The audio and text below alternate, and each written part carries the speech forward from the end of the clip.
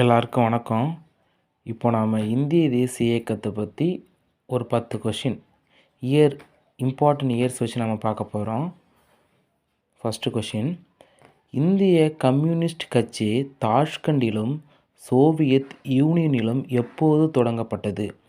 Answer 1920 அக்டோபரில் தொடங்கினாங்க இந்திய கம்யூனிஸ்ட் கட்சி. இது பொது உடைமை கட்சி அப்படின்னு கூட சொல்லுவாங்க.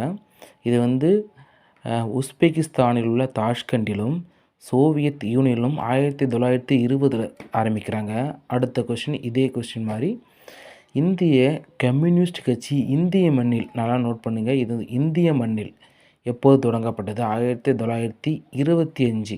ஃபஸ்ட்டு கொஷின் தாஷ்கண்டிலும் சோவியத் யூனியனிலும் எப்போது தொடங்கப்பட்டது அப்படின்னு கேட்டால் 1920. அதுக்கப்புறம் தான் இந்திய மண்ணில் பம்பாயில் ஆரம்பிக்கிறாங்க. இந்திய கம்யூனிஸ்ட் கட்சி இந்திய மண்ணில் எப்போது தொடங்கப்பட்டது அப்படின்னா 1925 பம்பாயில் ஆரம்பிக்கிறாங்க. கான்பூர் சதி வழக்கு வருஷம் 1924.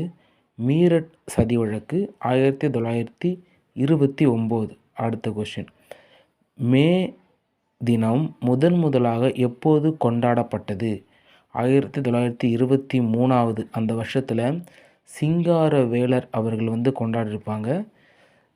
மே தினம் கொண்டாடியவர் யார் அப்படின்னு கூட ஒரு கொஷின் கேட்க சான்ஸ் இருக்குது. அது சிங்காரவேலர் அவர் தான் கொண்டாடினார். அடுத்த கொஷின், தென்னிந்திய ரயில்வே வேலை நிறுத்தம் நடைபெற்ற ஆண்டு? 1928. எங்கன்னா பொன்மலை திருச்சிராப்பள்ளியில் நடந்திருக்கும். அதை ஏற்பாடு செய்தவர்கள் குறிப்பிடத்தக்கவரும் சிங்காரவேலர் அவர்கள்தான். அடுத்து ஒரு இம்பார்ட்டன்ட் கொஸ்டின், பகத்சிங் மத்திய சட்டமன்றத்தில் குண்டு வீசிய நாள்? ஏப்ரல் 8ஆம் தேதி 1929.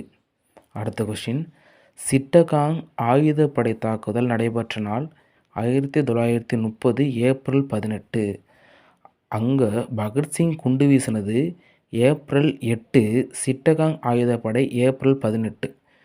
அதுவும் ஏப்ரல், இதுவும் ஏப்ரல். அது 1921 பகத்சிங், 29 பகத்சிங், சிட்டகாங் 1930. ஒரு சின்ன டிஃப்ரென்ஸ் வச்சு தெரிஞ்சுக்கிங்க, அதனால் அது மறக்காமல் இருக்கும். அடுத்தது, முதல் பயணிகள் ரயில் இந்தியாவில் எப்போ அப்படி வந்துச்சுன்னா 1853 வந்தது.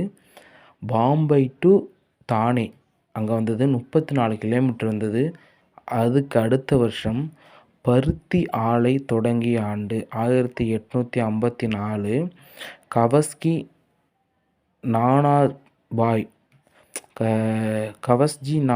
தான் ஆரம்பிச்சிருப்பார். இவர் ஒரு பார்சி இனத்தை சேர்ந்தவர். பருத்தி ஆலை 1854 ஆரம்பிச்சிருக்காரு. 1855 முதல் சணல் உற்பத்தி ஆலை கல்கத்தாவில் ஆரம்பிச்சிருக்காங்க. அடுத்தது கொஷின், முதல் காகித ஆலை 1882 லக்னோவில் ஆரம்பிச்சிருக்காங்க. இந்த இயர்லாம் கொஞ்சம் இம்பார்ட்டண்டான இயர் தான். கான்பூர் சதி வழக்கு, மீரட் சதி வழக்கு, முக்கியமாக பகத்சிங் குண்டு வீசியது, சிட்டகாங் ஆயுதப்படை தாக்குதல், இந்த கொஷின்லாம் இம்பார்ட்டன்ட் கொஷின் தான்.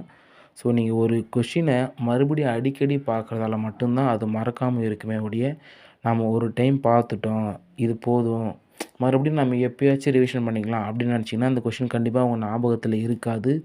அதுவும் இயர்ஸ், நம்பர்ஸ், அந்த கொஷின்லாம் சுத்தமாக ஞாபகம் இருக்காது. ஸோ அடிக்கடி பார்க்கணும். இந்தமாரி இந்தமாரி கொஷினை, கொஞ்சம் இம்பார்ட்டன்ட் கொஷினை அடிக்கடி பார்த்துக்கிட்டே இருங்க.